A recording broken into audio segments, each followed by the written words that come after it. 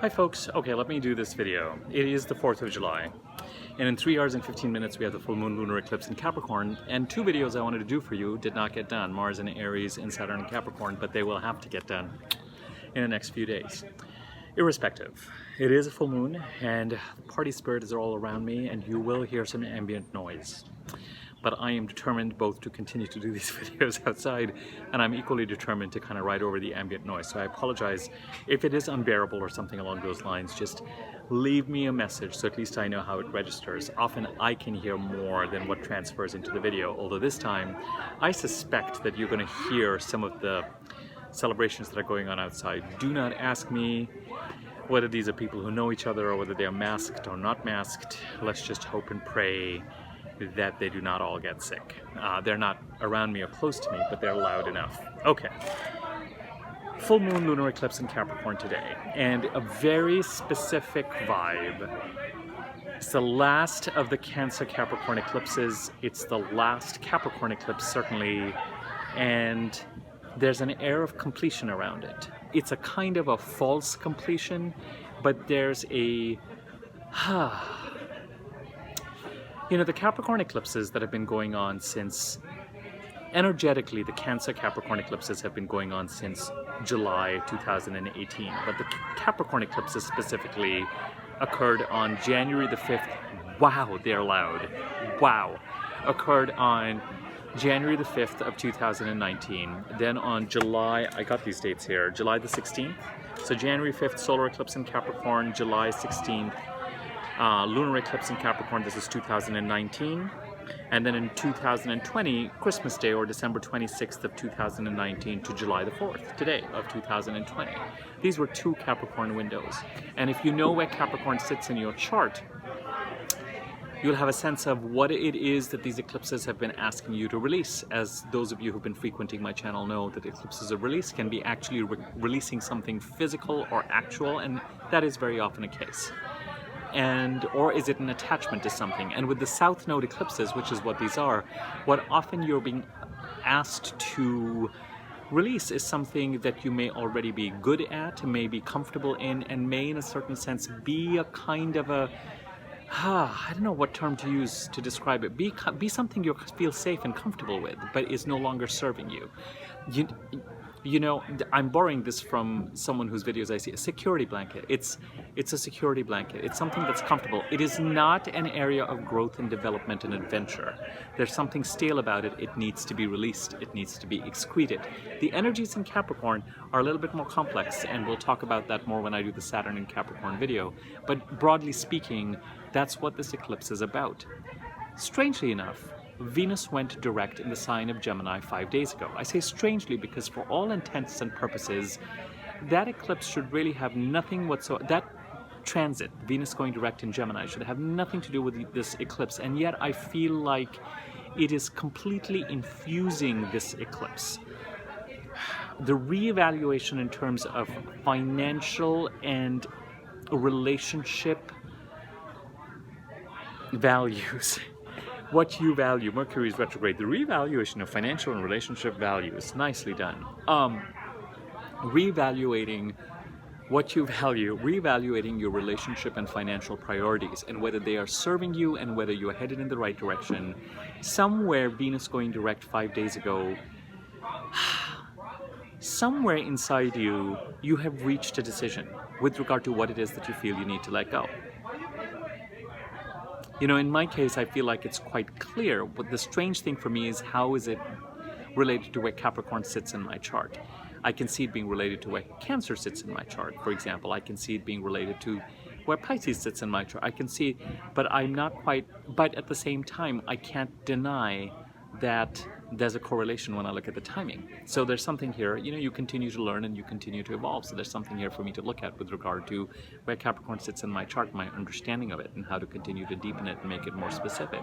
So if you know where Capricorn and Cancer, that axis sits in your chart, and if you know where Gemini sits in your chart, how has the relationship and financial reevaluation that has been going on since the middle of May caused you to make a decision that somehow brings completion to, an inner completion to, whatever's going on in the sign of Capricorn for you on the Cancer Capricorn eclipse. Now, when I say it's a kind of completion, it could be it's a full moon.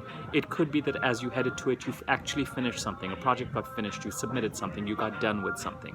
It could be something because it's a full moon that brought you visibility, or the decision internally can somehow bring you visibility, even that visibility is not here yet.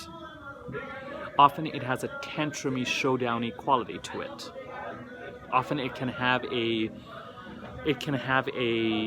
you know, the emotional cup is full and I reached a decision and I'm going to act. It can have, there can be, you know, the milk, if it's been on the boil for a while, or water or whatever it is, can threaten to spill over, you know.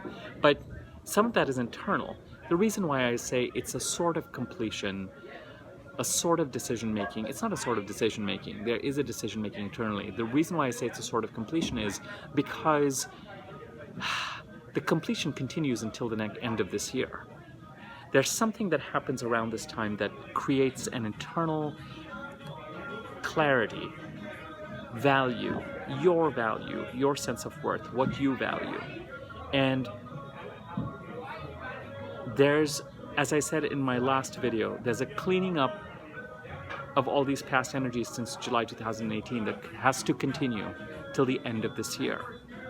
Now, Mercury goes direct on July the 12th.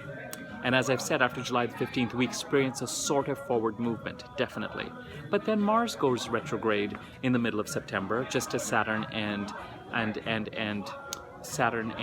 gosh, what is the other planet that is going direct around that time?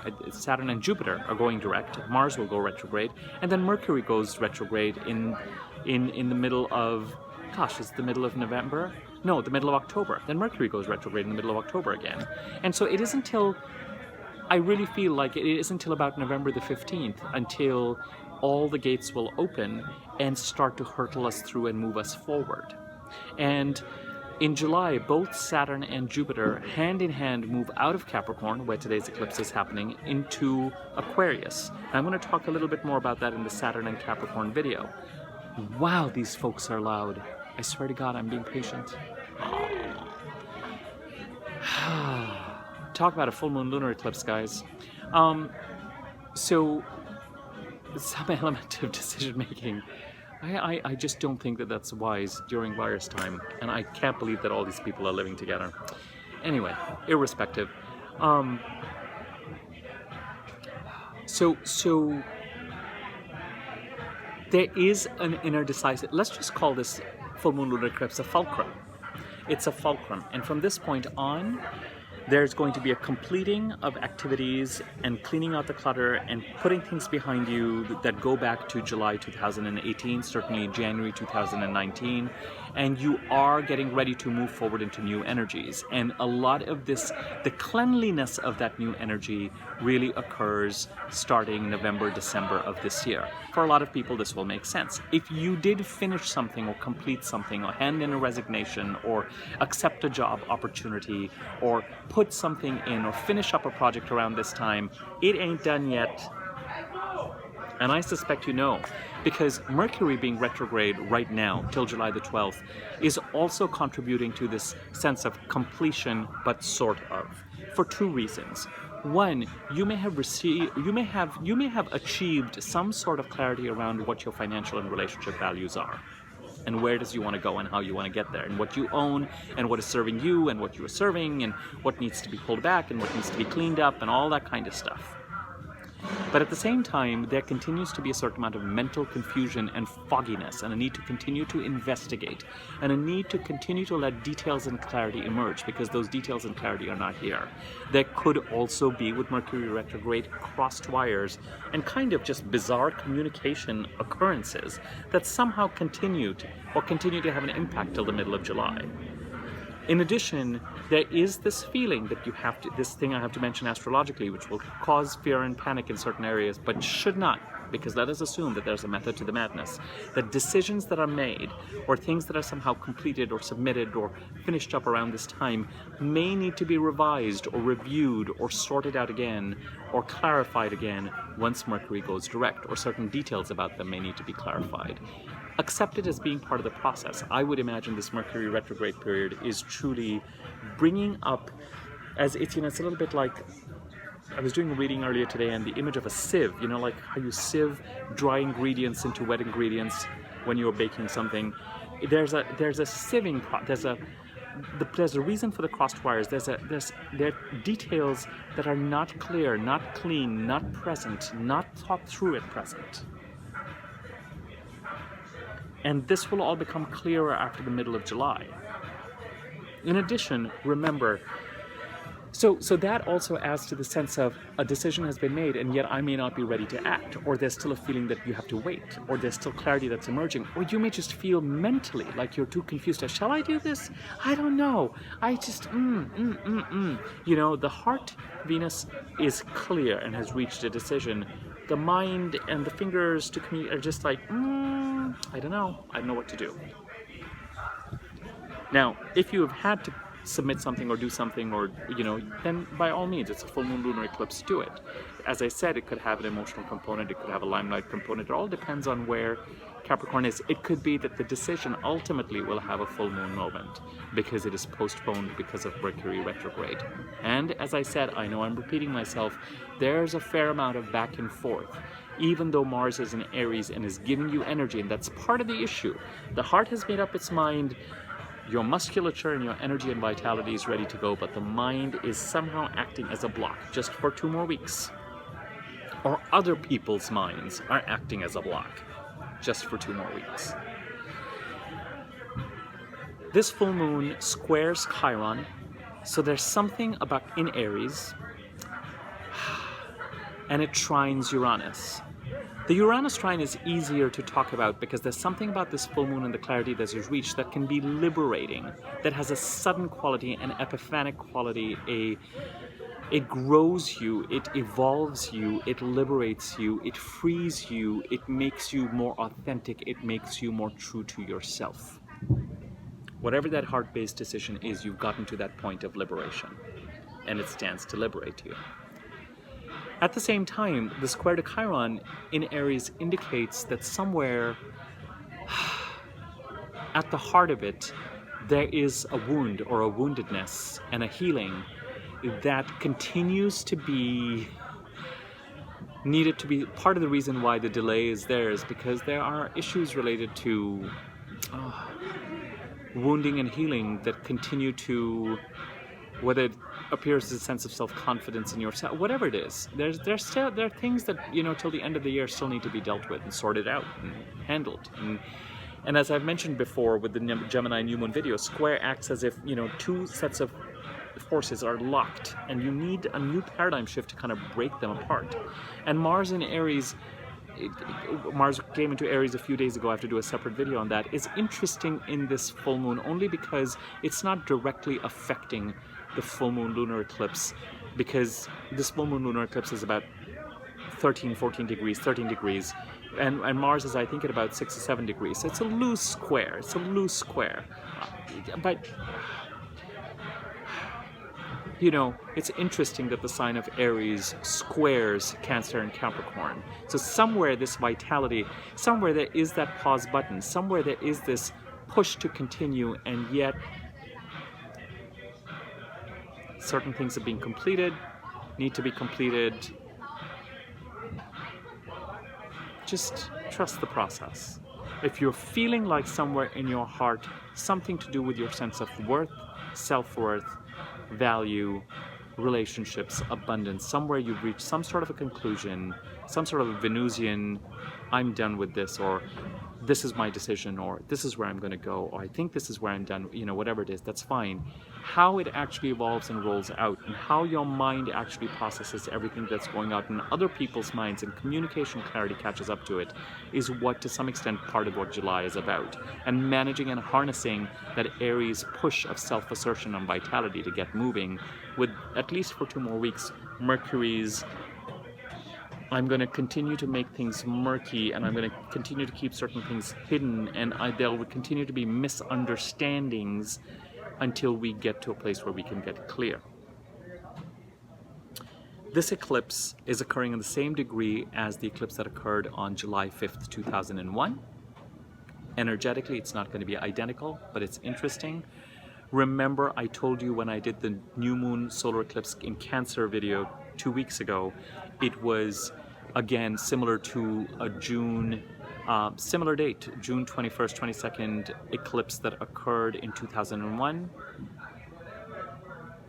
I have promised you that issues related to the virus and social and political unrest remain. I will gently remind you what events occurred in the United States in the second half of 2001. Eclipses don't produce identical events, but as we head to the election, there is also this question of the social and the political right now that is having an impact on how much we can move and where we can move and all that kind of stuff. So just the second half of this year is an important second half of this year as far as the United States is concerned, you know, and it's the 4th of July today, and we have an eclipse that is opposite the sun in the United States birth chart, as it was in 2001. It stands in sort of the financial and self-worth sectors and how we share resources and our community codependency with others and sense of independence and worth and value. We will continue to see how the second half of this year rolls out. On a personal level, which is what this video and my videos tend to be about, there's a decisiveness and there's a cleaning up and there's a sorting out and there are things that have to be put behind you. The clarity's not here, but you're on your way on some level, especially with Mars in Aries. Let me see, is there something else? The full moon is disposited.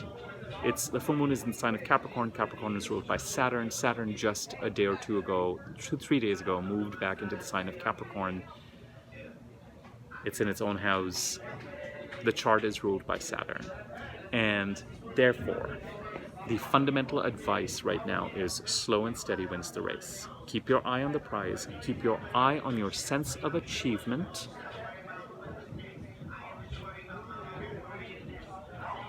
Career, fulfilling your potential, a sense of discipline, a sense of not acting rashly, not expecting luck to save you. Think of being coached by the strictest mentor or teacher who has your best interests at heart. That's what the moon, but it is somehow related to career and achievement for a lot of people too, with Saturn and Capricorn ruling over this moon. However, I feel compelled to say that the energy of the time with the eclipses has more to do with, because the Cancer eclipses are where the North Node are the North Node eclipses, and we had an eclipse in Cancer. This is another reason why it's a decisive completion full moon, and yet the energies continue. We had a new moon solar eclipse in Cancer on the Cancer-Capricorn axis on the 21st of July. We have another new moon in Cancer on 21st of June. We have another new moon in Cancer on July 20th. We have just had the Mercury retrograde conjunct Sun cycle inaugurate a new communication cycle in the sign of Cancer. Cancer is about nurture and protection. Protecting my children, protecting my citizens, leading from the heart. Now the North Node has moved into Gemini, so the idea of neighborhood and social activities and interaction and communication and technology and building strength in community and communication and gossip and information is all there. And then with Saturn having been in Aquarius before it came into Capricorn for about 3 months, we certainly got a taste of a certain kind of social activism that is very decisive and very Saturnian and very clear about the principles of equality and redressing injustice. We had our sample, our amuse-bouche of that for about 3 months, and we're going to go back to that starting December of this year for a couple of years. So it's a kind of a fasten your seatbelts full moon, but ultimately we come down to a place of personal decisiveness with regard to something related to worth, value, what you value, money, relationships, how you want to move forward, what you want to leave behind. This is the other thing I want to say. Saturn is in Capricorn, and that is worth looking at with regard to discipline and boundaries and how you approach, and Saturn is ruling this full moon. But Capricorn is also where the eclipse of release is happening. So yes, There's a need to look at discipline and boundaries and an extraordinarily meticulous, chess-playing, mature, grounded, controlled, eye on the prize way of moving forward and releasing something, getting something done, completing something. That's where we're at. So for those of you who have made a decision, for those of you who have had something complete itself, for those of you who have achieved some sort of visibility, whatever it is, these energies continue to play out. And it could be the consequences of them that play out till November, December. It could be, yeah, I'm going to leave it at that. The consequences of those that play out till November, December. And we're going to continue to track and see what that looks like. I am going to come back here in the next few days when it's quieter and do videos on Mars and Aries and Saturn and Capricorn and really talk about that. Where we've had this full moon lunar eclipse in Capricorn, remember that certainly since December 2017, you've had a forest fire in this part of the chart. Pluto has been here, transformation, death and transformation. Saturn has been here, asking you to take this part of your chart seriously. Jupiter came in here in December of last year, creating endings and new beginnings. And since July of 2018, eclipses of release. Sign of Capricorn, people with a Capricorn ascendant, no joke, you know. So wherever this full moon is happening and wherever the decisiveness, there's been a lot of activity and attention in this part of the chart for a while. And there's something about the decisiveness and the cleanup that is a little bit like putting out the forest fire, except that it's dying out, but also allowing for the greening to start to appear. That's what the second half of the year is about. And that's why there's this back and forth energy. And that's why there is this completion and preparing for something new energy that's almost happening by itself. You've just got to get in the boat and participate and let it continue and roll out. I'm going to leave it at this. If you found this video useful, feel free to share it, talk about it, bring people to my YouTube channel. Subscribe to my YouTube channel if you haven't already, and click the bell icon next to the subscribe button if you're so inclined. You'll be notified whenever I do a new video. If you like the video, by all means, please click the like button or comment on it if you feel like commenting on the video or sharing something. Likes and comments give it more circulation. My email address is in the subject area if you want to contact me for rates regarding readings. I have received some emails regarding inquiries. I will be getting back to them. Please, I apologize, please be patient. I want to do 2 more videos and it's been a kind of a full moon lunar eclipsey time for me too. So I will get to them. I'm not ignoring you and I'm not being lazy or silly or procrastinating. I will get to them. But my contact information is there. If you would like to inquire about rates for readings, I will happily provide that information. If you want me to make an easy to read version of your chart so that you can see which houses, which signs sit in which house and what those houses stand for, I can do that too, but you'll need to know your birth time. Do not share your birth time with me right off. Inquire about rates and first be sure that that's something you want to do. Okay, I will leave it at that and we'll be back in touch. Thanks for your patience, and I hope that wasn't too distracting. And if it was, just let me know so I know what the decibel level needs to be for these videos in future. Okay, bye.